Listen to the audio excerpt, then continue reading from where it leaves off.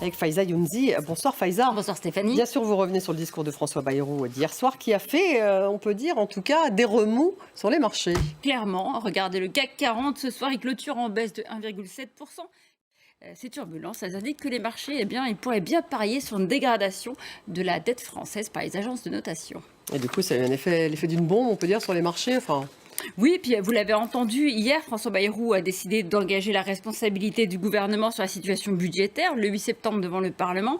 S'il échoue, il part. Ça veut dire que le gouvernement est extrêmement fragile. La situation politique peut facilement basculer. Ensuite, il a parlé de contributions équitables de tous. Qu'en est-il de celle des entreprises ? C'est sanctionné sur les marchés boursiers. Il n'y a pas que les valeurs du CAC 40 d'ailleurs.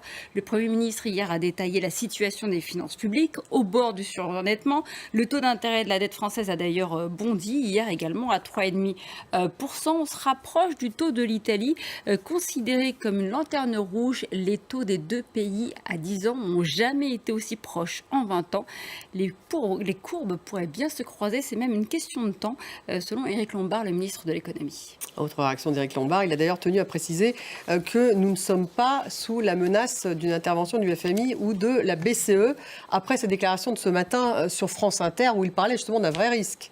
Absolument. Il faut dire que les propos de Matignon hier, couplés à l'instabilité et la faiblesse des marchés, la dette française, je le rappelle, au premier trimestre, elle a dépassé les 3 340 milliards d'euros. Pour vous situer, c'est 114% du PIB. La charge de la dette devient cette année le premier poste budgétaire. Évidemment, on peut se poser la question. D'ailleurs, vous le dites, le ministre lui-même ne l'écartait pas ce matin. Et puis celle qui surveille les comptes de prêt, Amélie de Montchalin, elle avait alerté dès juin qu'il y avait un risque de mise sous tutelle. Alors ce soir, Bercy tente d'apaiser les craintes. Le calme, c'est de constater que l'économie française est solide, que nous finançons notre dette sans difficulté.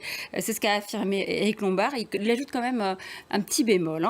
La lucidité nous impose d'agir pour rétablir nos finances publiques, dont le déséquilibre compromet durablement notre liberté en tant que nation. C'est ce qu'il a dit en disant que cette menace est écartée. On voit qu'elle ne l'est pas tout à fait. Également dans l'actualité économique, un coup de pression de Donald Trump sur la Fed. Oui, Donald Trump a annoncé qu'il limogeait Lisa Cook, une gouverneure de la Réserve fédérale, sur son réseau social Truth.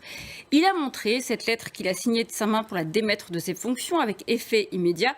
Alors, ce n'est pas un simple licenciement puisque ça interroge sur l'indépendance de la Fed. C'est la première fois dans l'histoire de la Réserve fédérale qu'un président limoge un gouverneur. Théoriquement, ce n'est pas possible, sauf si la Maison-Blanche est capable de justifier qu'un acte répréhensible a été commis. En l'occurrence, Donald Trump accuse cette gouverneure d'avoir menti sur un dossier de prêt immobilier.